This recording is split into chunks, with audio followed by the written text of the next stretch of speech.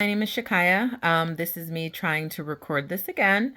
So, my name is Shakiya. I am the RN that's on the floor. I am also recording this on my cell phone, and I'm also recording this through the canvas on the website, on the Excelsior website. So, again, I'd like to introduce myself. I am Shakiya. I'm the RN that's on the floor. I'm also the one that's going to be um, getting and initiating this post huddle fall. So, to give you some background about what's going on and to also introduce all the team members that are here, I have occupational therapy here. I have the UAP/CNA that's here. The RN supervisor is here, myself, obviously, the charge nurse, and I also have physical therapy present with us as well. So, to give you some background about what's going on, Mr. June, he's 65 years old. He is currently on IV antibiotics. That's actually non responsive, unfortunately. He is diagnosed with a UTI. He also has pulmonary hypertension. He's O2 dependent. He's supposed to use his walker. And again, he also has dementia.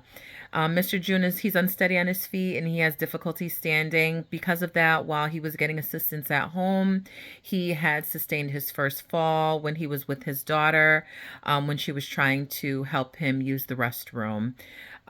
This also, another factor that comes into mind with why this happened was because of clutter that was in the room. There was some O2 tubing and other machinery that happened to be in the way, which also resulted in Mr. June having a fall. Because of this, he also sustained a right hip fracture. Now, I'd like to say that my role here as an RN is to provide and coordinate patient care, to provide education about to the public about illnesses, sicknesses, diseases, and to maintain patient safety. My goal, my job is to help improve patient outcome. So I would like to next talk about the Morse Fall Scale. The Morse Fall Scale is a quick and easy assessment tool that's used to see a patient's risk for falls. A patient is rated at either low, medium, or high. It's widely used in hospitals and acute settings. So to explain, to get back to the Morse Fall Scale, after doing Mr. June's fall scale, going from numbers 1 to 6, the first question is, does he has a history of fall, whether it's immediate or within the past 3 months? He did just have his first fall. He did not have any prior falls when he was at home with his daughter. So he did get 25 points for that. He does have secondary diagnoses of having dementia, currently having the UTI, the pulmonary hypertension. He's also forgetful and he's also O2 dependent. So he did get 15 points for that. As far as question number 3, as far as ambulatory aids, he did score a score of 15 because he does use a walker, which is an ambulatory aid. And he also uses furniture. So he has a tendency of using furniture instead of using his walker. So because of that, I also gave him 30 points for that. Question number 4 asks if the patient is on IV or heparin lock. Mr. June, he is currently on IV antibiotics and because of the UTI, so he scored 20 points there. Question number 5 is gait transferring. He scored 10 points because he is weak, and he also scored. I gave him 20 points as well for having an impaired gait because he is unsteady on his feet. He's not as strong, as he should be or where we want him to be. Number 6 is mental status, which is forgetful limitations. Mr. June is forgetful and he does have limitations due to his dementia and being forgetful. So I did give him 15 points for that. Now, if you scored between 0 to 24, you have a low risk for falls. If you scored between 25 to 44, you have medium. And if you scored 45 plus, you have high. Mr. June obviously scored 150 points, so he is definitely a high risk for falls.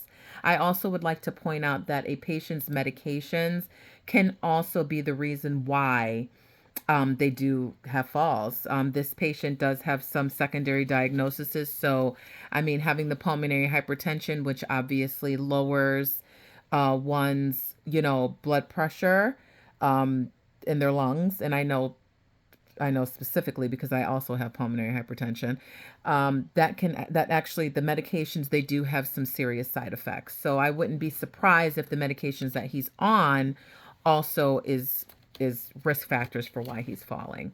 So let's talk about what could have been implemented, excuse me, to help this patient not sustain a fall, or anything that can be done or what should have been done. Well, obviously the clutter in the household um, seemed to have been the initial reason as to why Mr. June did get his fall. We could also talk about the family member may not have been properly trained on how to do a proper to give proper assistance when taking a patient or a family member to the restroom. Um, some of the interventions and the things that we can do to help him, we can implement handrails. We can also, if we have to, since he is here and we know his baseline, we know some of the different diagnoses that he has, we can even implement additional staffing. We can do one-to-one if needed. We could even have even more frequent check-ins with Mr. June. We could also have gripper socks. Bed alarms could also be something that could be talked about and initiated. We can also move him closer to the nurse's station, and also make sure that any items that he uses, to make sure that they are close to him, so that he doesn't have to get up to get his call bell. He doesn't have to get up to get water or his remote or his telephone. Continuous education about using the call bell and asking for assistance. Mr. June does need this. Make sure the bed is in the lowest position. Non-skid shoes or non gripper socks are also a definite option that I think that would help Mr. June for sure. We could also put some non-skid floor mats on the side of his bed, since he does have a tendency of getting up on his own. And I see that I'm running out of time. We can encourage the patient to don any type of assistive shoes that could also help him when he is getting up out of bed, when he is having assistance with his walker. OT and PT are present here today because I think that they would be beneficial with helping with gait technique.